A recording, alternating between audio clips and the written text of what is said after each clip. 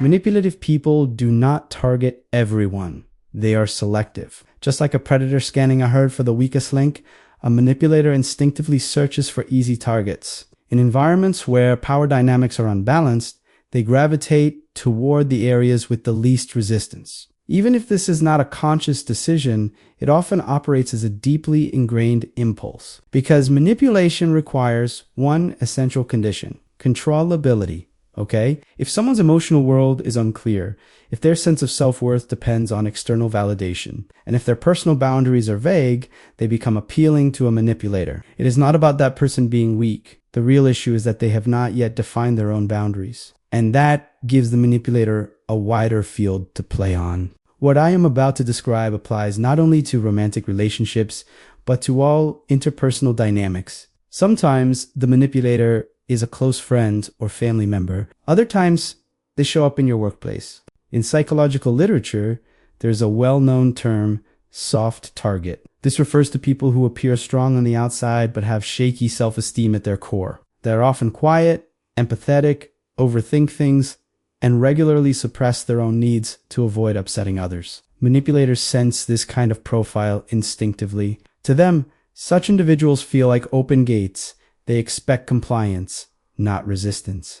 Another key element often comes into play here: the idealized, devalued discard cycle, especially common in narcissistic manipulators.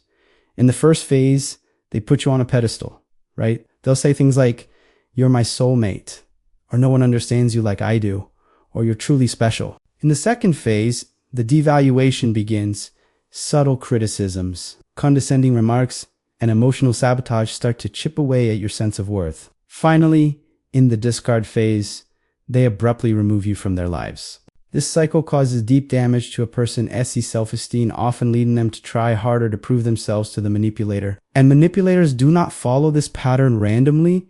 It is a subconscious strategy. Through it, they maintain control over the relationship. Their ultimate goal is not love, but power and dominance. For them, relationships are not spaces for connection, but arenas for control. And if the other person keeps forgiving, over-explaining, or pushing themselves to change, the manipulator only grows stronger. Because the more you yield, the more they advance, right? At this point, instead of asking, "Why am I drawn to people like this?" a more empowering question would be, which parts of me are inviting them in? This is not about blame.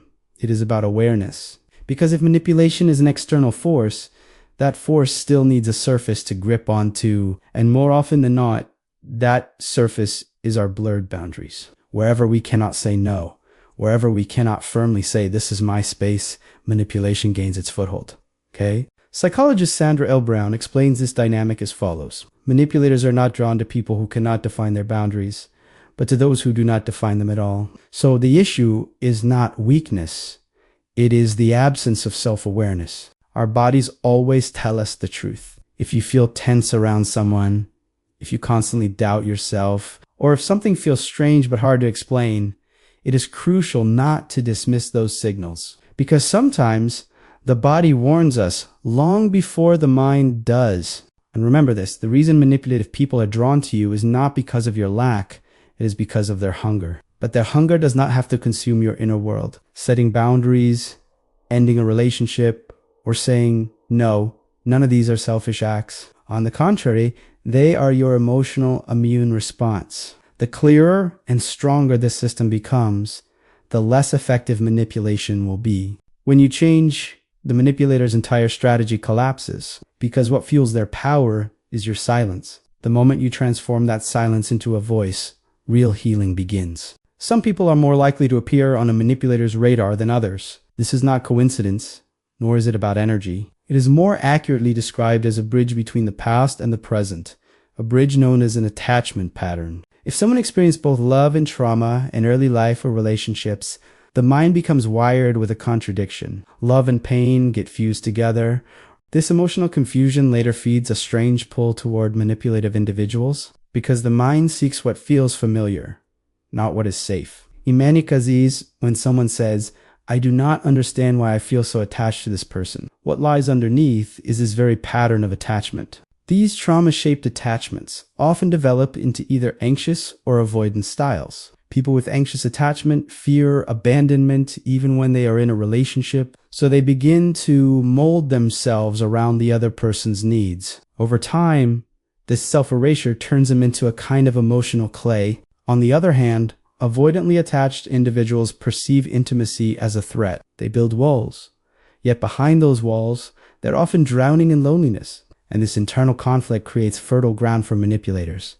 Because where emotions are unstable, control is much easier to exert, right? As I mentioned earlier, low self-worth, weak boundaries, and difficulty saying no are additional fragile points on this radar. But since we covered these thoroughly in the previous section, we will not go deeper into them here. Don't forget to subscribe. What we do need to explore more closely now is another core mechanism: excessive empathy. Everyone wants to be empathetic.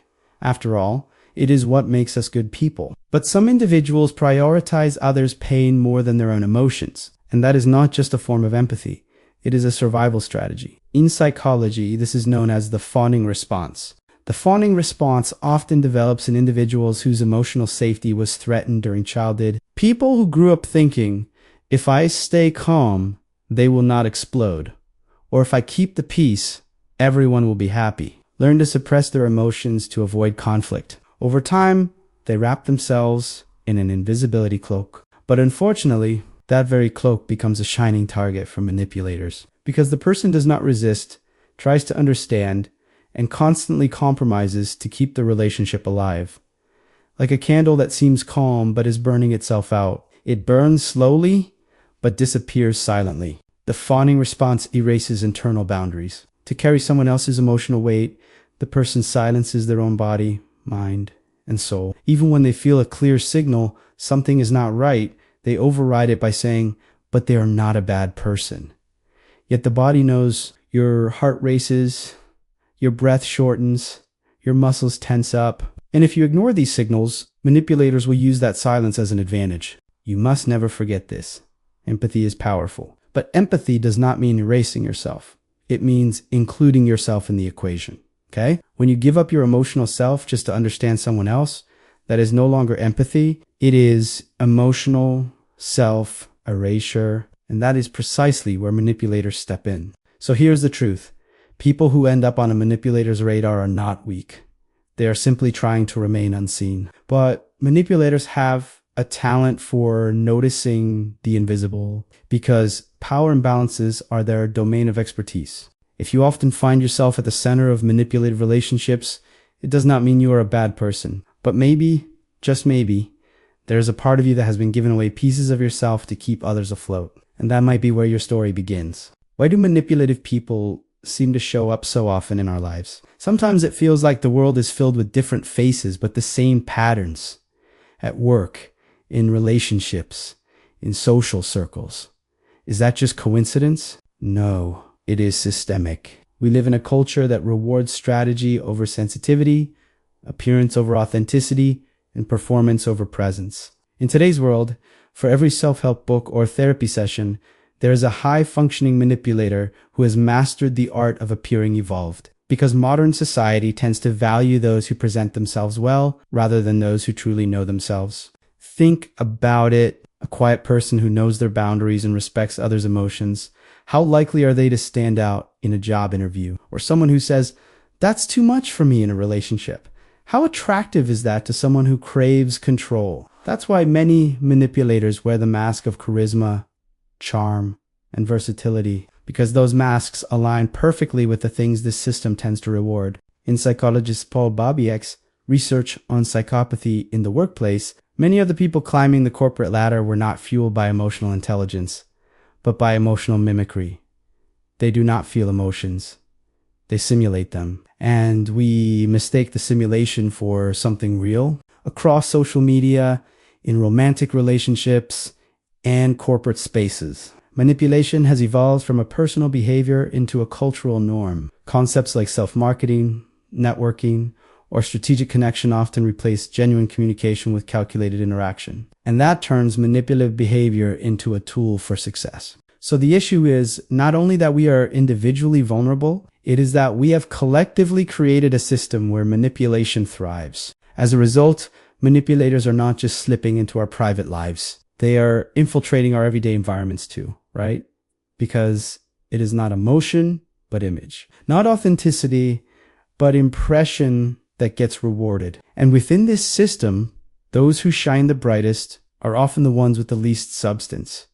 Yet real value does not lie in sparkle. It lies in weight. But the system rarely cares about that. This is why the number of manipulative people is not necessarily increasing. They are simply becoming more visible, okay? Because the system wants them to be seen, their voices are louder, their branding is better. And the more our inner voice goes silent, the more their outer voice echoes. Don't forget to subscribe. But we do not have to surrender to this picture. When we define our personal boundaries, clarify our values, and shift our gaze from glamour to consistency, we begin to see through the dazzling masks and recognize the shadow behind them. So the problem is not how many manipulators exist. The problem is that they have already entered our lives before we even notice. Recognizing manipulators is not a talent, it is a habit. And like any habit, it starts with awareness. That awareness begins with your body, because your mind can be fooled, but your body never lies. If you feel uneasy around someone, if your heart races, if there is a lump in your throat, or if you constantly feel like you are doing something wrong, take those signals seriously. These sensations often cannot be put into words, yet they say so much. Because manipulation thrives most in emotions that cannot be named. The most powerful weapon a manipulator uses is this: making you doubt yourself, okay? They rarely say you are wrong outright. Instead, they lead you into a mental state where you begin to question your own feelings, your own memory, even your own intuition. That is why the first step to breaking free from manipulation is to reclaim your emotions. To say, this feels wrong to me. You do not need proof. Feeling it is enough. The second step is to set micro boundaries. A boundary is not just, I will not do that. A boundary is also, it makes me uncomfortable when you say that. Small responses are the first line of defense against major manipulation, because manipulators test silence. If you say okay to everything, that signals them to continue. But the moment you say stop, the dynamic begins to shift. Remember this: understanding someone does not mean giving them permission to hurt you. Empathy does not mean sacrificing yourself, okay? Empathy is about trying to understand with boundaries.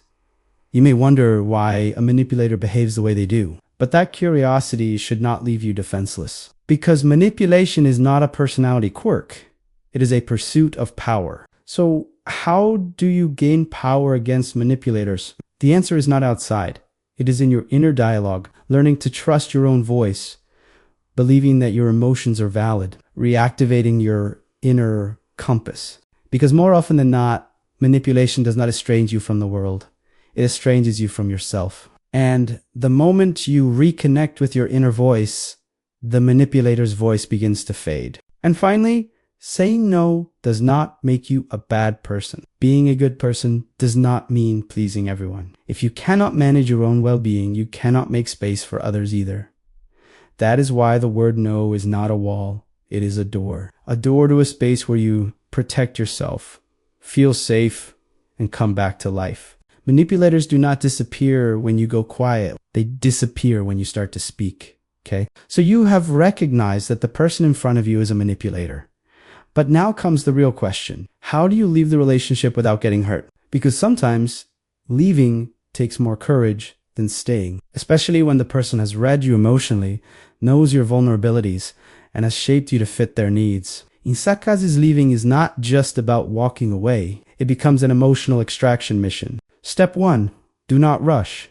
Yes, you see it now. But yelling, confronting, or accusing them outright often plays right into the manipulator's hands. They can turn that moment into a performance, make themselves the victim, or paint you as the villain. That is not what you need. You are looking for a clean exit, and that door opens quietly with strategic thinking. Step 2, instead of reacting, start gathering information. Begin observing. How do they treat you? When do they make you feel guilty? Where do you feel emotionally trapped? These observations will guide your exit process, because when leaving a manipulative relationship, you cannot rely solely on emotions. You have to think logistically, okay? Step 3, start untying the emotional knots. You may be held back by good memories. You might find yourself thinking, but sometimes it was really good. But remember, the strongest weapon of manipulation is mental contradiction. So instead of getting stuck in that loop, ask yourself one question every day. Who am I in this relationship? Can I remain true to myself? Step 4, create your inner circle. It could be a trusted friend, a therapist, or even a journal where you process your thoughts. You need a space to share your feelings because leaving manipulation can feel like rewiring your brain, and doing that alone is much harder. Step 5, gradual disengagement. Sometimes a clean break is not possible, especially in workplaces or family dynamics. In that case, begin to pull away gradually. Fewer messages, shorter replies, less personal information shared, more neutral body language. This shrinks the manipulator's zone of control. It shifts you out of the position they are used to seeing you in. And as you pull back, they may push harder. But here is the golden rule. Guilt is not a reason to go back. And now, the final step, draw the line and say it. Sometimes that line is verbal. This relationship has worn me down. I am stepping away. Other times, it is silent. You simply remove them from your life without explanation. What matters most is this. You have seen them for who they are. You know who is playing the game. And once you hold that knowledge, going back would mean betraying yourself. Remember this. The only way to leave a manipulator without being harmed is to exit the stage without ever joining the act. And sometimes, walking away in silence speaks louder than any confrontation. If your silence is strong, their voice begins to fade.